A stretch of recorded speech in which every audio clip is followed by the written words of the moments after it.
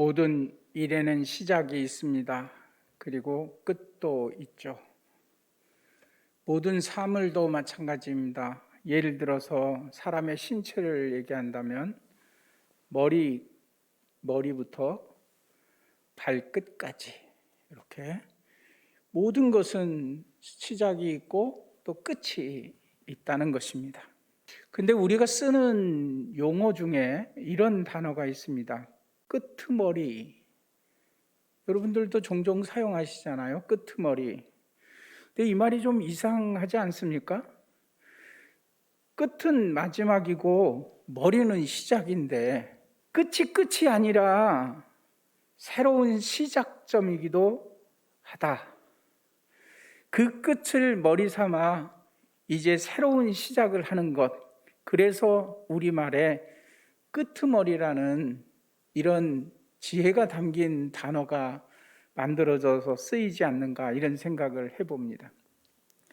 오늘 신명기 30장을 말씀을 준비하면서 저는 계속해서 이 본문 말씀, 오늘 설교 본문은 2절 3절만 잡았지만 30장 전체를 몇 번을 읽으면서 계속해서 끄트머리라는 단어가 제 머릿속에서 맴돌았습니다. 여러분, 땅끝 마을 혹시 가보셨습니까? 땅끝 마을이 왜 땅끝 마을인 줄 아세요? 육지 끝, 땅의 끝에 있는 마을이다. 더 이상 땅이 갈 곳이 없다. 그래서 땅끝이라는 용어를 쓰지 않습니까? 그런데 사람들이 땅끝이라고 얘기하지만 땅끝에 서서 보면 거기는 끝이 아니라 바다의 시작인 것을 아십니까? 그러니까 바다의 새로운 시작이라는 용어를 안 하고 땅으로만 생각해 봐도 땅 끝에 서 있던 여러분들이 돌아서면 어떻게 되겠습니까? 돌아서는 순간 땅 끝은 땅의 끝이 아니라 땅의 시작이 되는 거예요. 사람들은 거기를 땅 끝이라고 얘기하는데 땅 끝에서 바다를 보고 서 있으면 거기가 땅 끝 맞아요. 그리고 바다의 시작이 맞죠. 그런데 돌아서는 순간 내가 서 있던 그 지점은 땅 끝이 아니라 이제 보니까 땅의 시작점이네요. 왜냐하면 돌아서는 순간 내 앞에 끝도 없이 땅이 펼쳐지기 때문에 그렇습니다. 오늘 신명기 30장 말씀을 읽으면서 저는 계속해서 이 생각이 들었다는 거예요. 누가 한 말입니까? 모세가 한 말입니다. 누구에게 한 말입니까?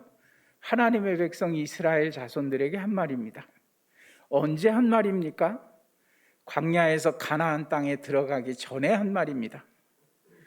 그런데 그 내용을 보면, 자 보세요. 가나안 땅에 들어가기 전에 모세가 백성들을 앞에 놓고 무슨 말을 하냐면, 야, 너희들이 이제 하나님이 주신 약속의 땅에 드디어 들어갈 거야. 들어갈 때 힘들지 몰라. 그런데 우리 힘내서 가나안을 물리치고 하나님이 주신다고 약속하셨던 약속의 땅이니까 우리 멋지게 약속의 땅을 차지하자.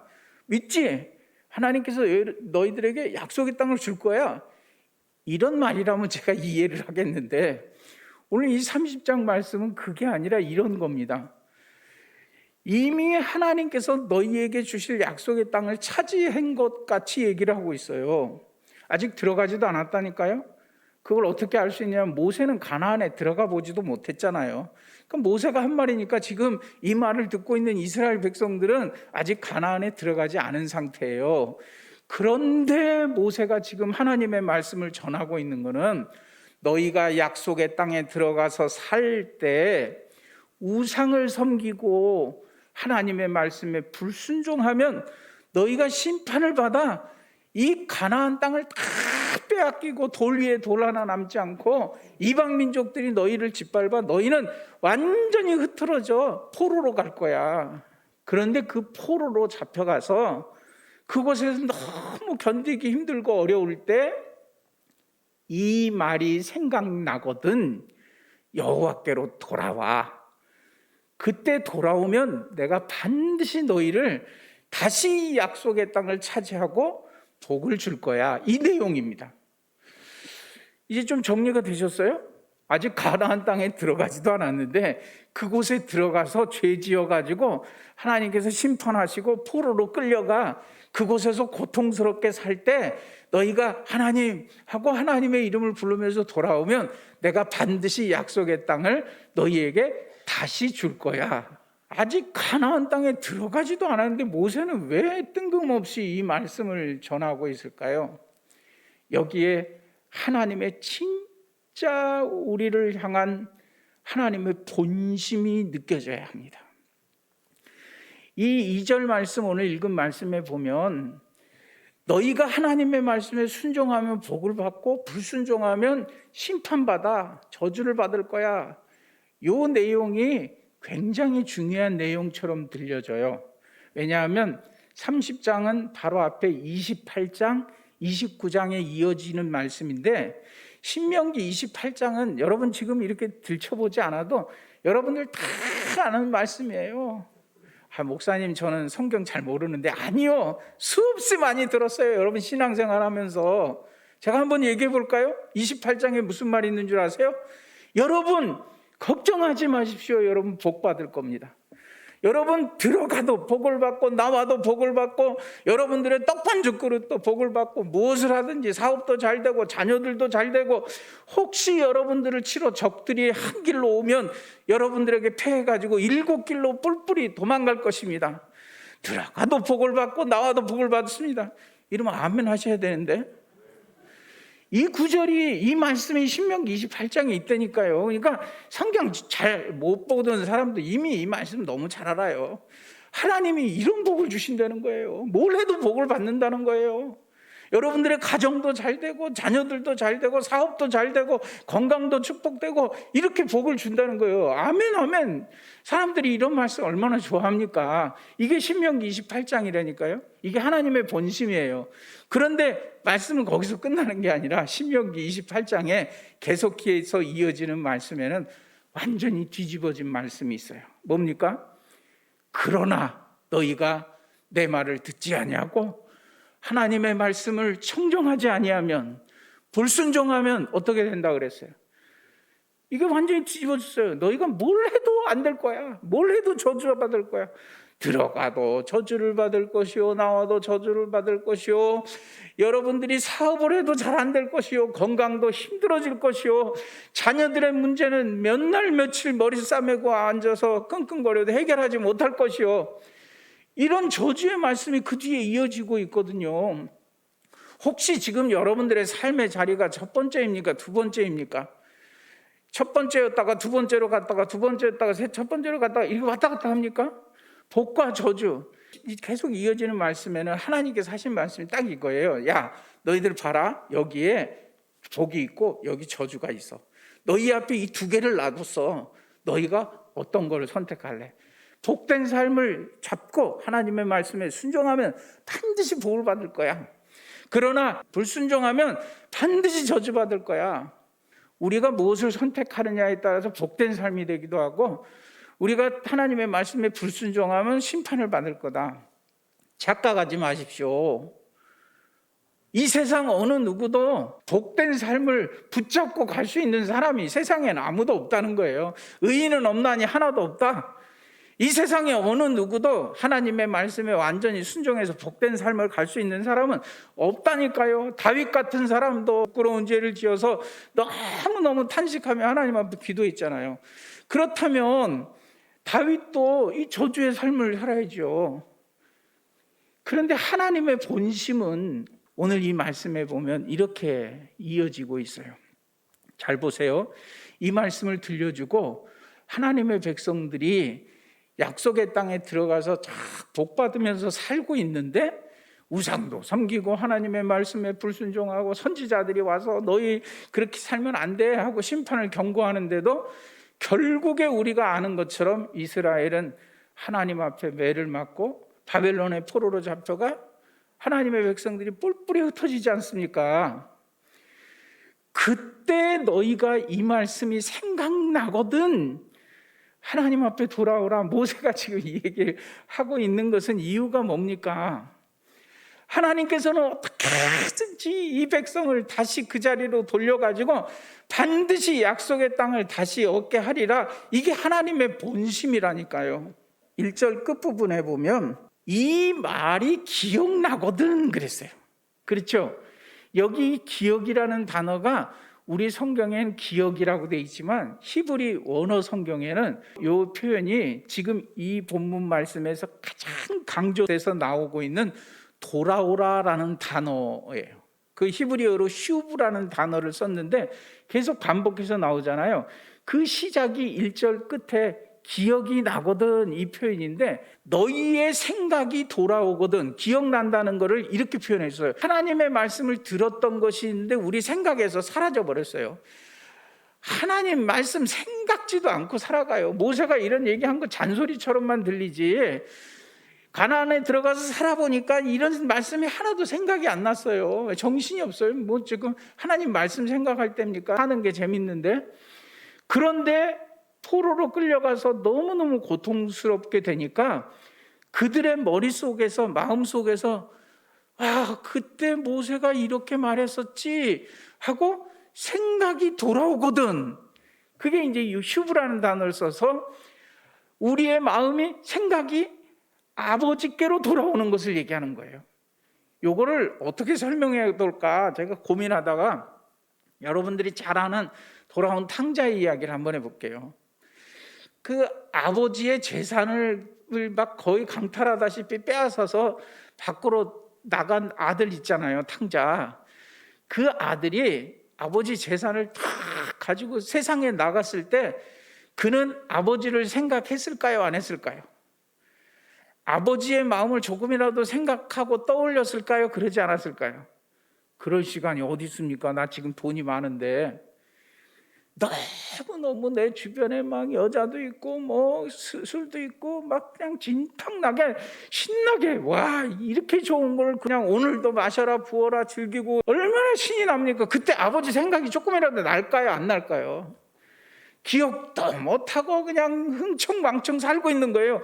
근데 이 모든 거 다 날리고 나서 돼지 주염 열매 먹을 조차도 되지 못할 것 같은 양 알거지가 되고 모든 것이 무너져 버리고 잿더미가 된 이후에 그 아들의 머릿속에 마음속에 놀랍게도 아버지 생각이 떠오르기 시작한 거예요. 그게 바로 이 휴브라는 단어입니다. 이제까지는 아버지가 필요 없었어요. 하나님 아버지 필요 없어요. 나 뭐 얼마나 잘 사는데. 근데 모든 것을 잃고 나니까 그때서야 이 아들 머릿속에 마음속에 아버지 집에서는 종들도 굶지 않고 먹는데 생각이 들어온 거예요. 아버지 생각이 다시 떠오른 거예요. 아버지가 했던 말들이 생각이 난 거예요. 바로 이 휴브가 일어나게 될 때 이 말이 오늘 본문 말씀이 시작하는 거예요. 너희가 모세가 했던 이 말이 기억이 나거든 그때라도 아버지께로 돌아오라는 거예요. 이 본문 말씀에 보면 마음을 다하고 뜻을 다하여 하나님의 말씀을 듣고 청종하고 막 열심히 해야 되는 것처럼 보이지만 착각하지 마십시오. 우리가 무엇인가 열심히 해서 하나님 아버지께 상을 받을 수 있는 존재가 아니라니까요. 정말 중요한 것은 뭐냐면 그 처절한 자리에서 흩어진 자리에서 포로로 끌려간 그 자리에서 모든 것이 절망스러운 그 땅끝 같은 자리에서 하나님 아버지를 생각하고 방향을 돌리는 것, 이 리턴을 오늘 성경은 얘기하고 있다는 거죠. 그리고 4절 말씀에 보세요. 거기서 이 장소를 지금 몇 번 얘기를 하는데 지금 이 말을 듣고 있는 하나님의 백성들의 삶의 자리가 어딘가를 한번 보십시오. 4절에 보면 흩으신 너, 쫓겨난 자들이 하늘가에 있을지라도, 여기에 이 하늘가라는 단어가 이 말씀을 묵상하면서 제 가슴에 팍 와닿았어요. 이 하늘가라는 이 단어를 어떻게 우리 성도들에게 하나님의 마음으로 전할 수 있을까? 막 그냥 가슴이 떨리는 거예요. 여기 하늘가라는 게 뭔지 아세요? 하늘가 아세요? 여기 하늘가라는 게 원문을 찾아보니까 하늘 끝이에요. 여기 가라는 단어가 가장자리를 하늘의 끝, 그걸 어떻게 표현할 수 있습니까? 땅 끝은 아는데 하늘 끝은 뭡니까? 당시에 하나님의 백성들은 가장 멀다라고 얘기하는 것을 표현할 수 있는 방법이 없었어요.